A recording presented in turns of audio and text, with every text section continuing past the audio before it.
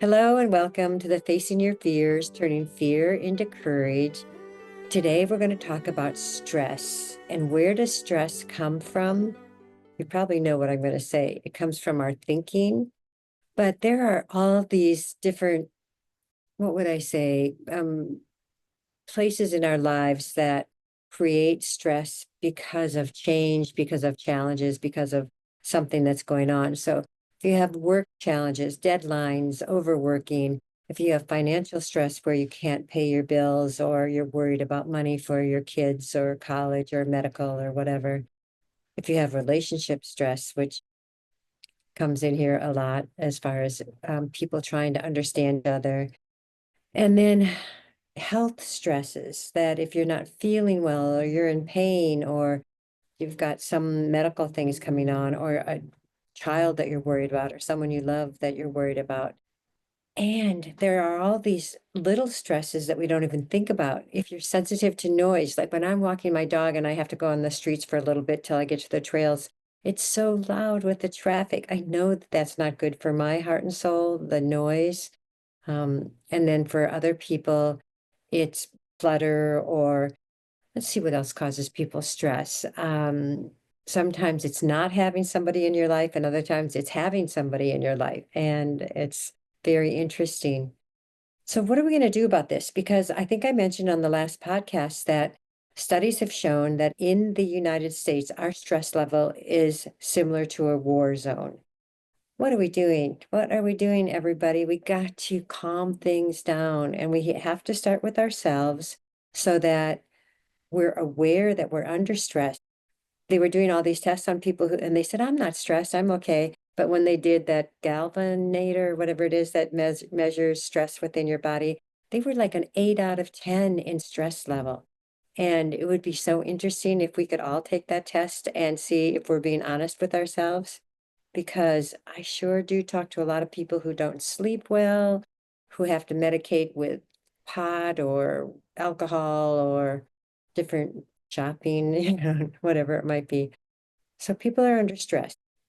But again, if you avoid some of these fear-based news medias that try to scare you, they scare us with the craziest stuff of how we're going to die and who's dying and what kind of disease and symptoms can be ignored and how we got to get rid of wrinkles and it just goes on and on and on that if we don't have the right kind of watch or purse or clothes or whatever it might be, all that can add to our stress. And then you have social media where everybody else in the world looks like they're traveling and having fun and having babies and laughing and smiling. And I'm so glad some people are having a good time. And I think in general, a lot of us are doing well. What I do look at is the friendliness and the kindness in people.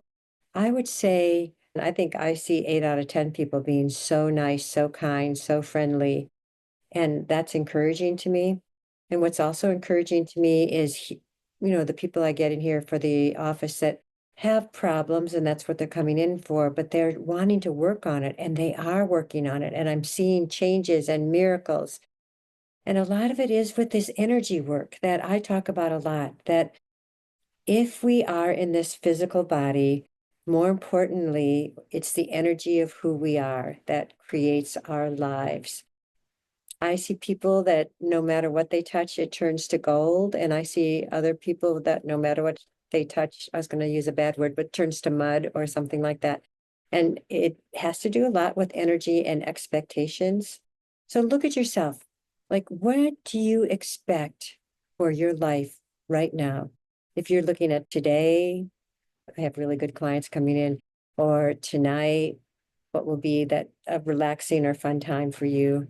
Or you're just looking at the next week or the next year.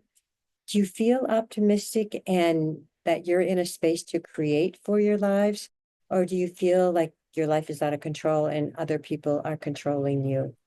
And when we're kids, I think about kids in school, and I know teachers and educators are doing the best they can, but our system does not work. And I get so many young people that they're outside the box. They want to learn, but not by sitting in a classroom or in front of a computer. They really want to go out and experience life and learn in a different way than what schools have traditionally taught.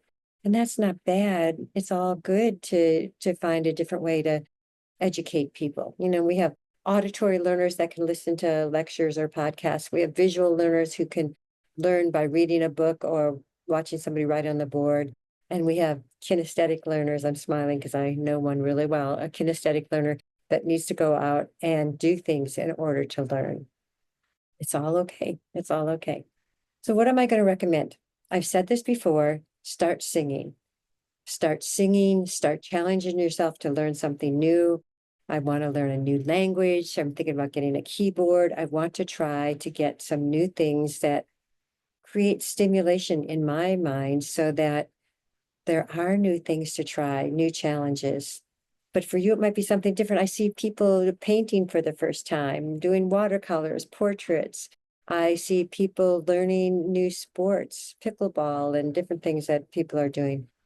One of the things that stops stress is to be working towards goals. And that's why I wrote the Facing Your Fears program. It's all about setting goals and visualizing what you want to create for your life, not for someone else's life. Although I know we're always thinking about our kids or grandkids or people we love, what we'd like to contribute and change for them. It's also if you role model change, creativity, adventure, confidence, it helps the people around you. I would love for you to think about where you're doing well in your life.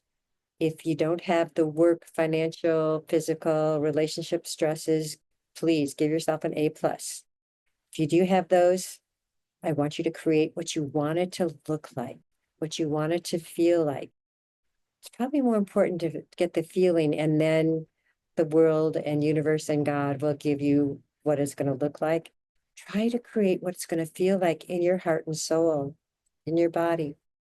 When you're working towards goals in any area of your life, it means you're taking a step forward. And there are a lot of people right now who are a little bit hibernating because of the stress they're feeling, because of the overwhelm, because they pick up their phone or turn on their TV and it looks frightening in a lot of ways. I do think there's some energy of transformation on the planet that could feel heavy or different, but it's all, I'm telling you, it's all going to be okay. I believe that heart and soul. We've gotten through a lot of tough times on the planet. I do believe we have amazing creative people that are coming up with solutions for climate, for war, for health. I do hear of amazing things happening in the departments of health as far as people going outside and trying alternative methods and doing really well. There's a lot going on energetically if you just believe it's possible. And I do think that I've said it in the other podcasts that your belief in the good, your belief in something bigger than yourself does really help. It's not impossible because our souls want to believe in something bigger than just this little rent, I call it a rental car that we have that we're traveling through the decades of life. And there's an energy inside all of us that really does attach to each other, that connects in an incredible way if we allow it, and that feels the energy of our planet, of our animals on the planet, of our trees and our plants, and getting out, just walking, just looking at the trees and the bugs and the birds, listening to the birds. All of those things can take away your stress. So we can start by breathing. I love there's so many different breathing techniques. It's the 4 in, hold for 4, breathe out. But there's also breathe in for 7, hold for 8, and breathe out for 9 or whatever. You can do all these techniques. You can do them in the middle of the night if you wake up and you can't go to sleep. Everything starts with our breath. If you're holding your breath, please relax and just breathe and be present and notice and feel what's all around you. So we're going to work on stress. We might do a few of these because I do think that's the main thing that people are coming in with these days. It used to be depression. Now it's more anxiety and stress, especially the young people. My heart goes out to them. I think of how growing up in Wisconsin, we could run through the cow fields and play in abandoned houses or new houses that were being built. I had brothers, so we could just do stuff outside, and it was so much different than today. And So my heart goes out to young people, and I think they're doing an incredible job, and I love their energy. So, and I love the energy of the people I'm seeing. So let's believe in the good. Let's keep working on ourselves. If you get triggered by any anxiety, fear, sadness, stress, sit down and make a decision to work on it. If you can't do it by yourself, call a therapist, call me, and we'll work on it. All right. Thank you so much for joining. We're going to keep working on this, and we'll find solutions, and we'll create a better world. We're turning fear into courage, and we're facing our fears and following our dreams. Please take good care, and thanks again.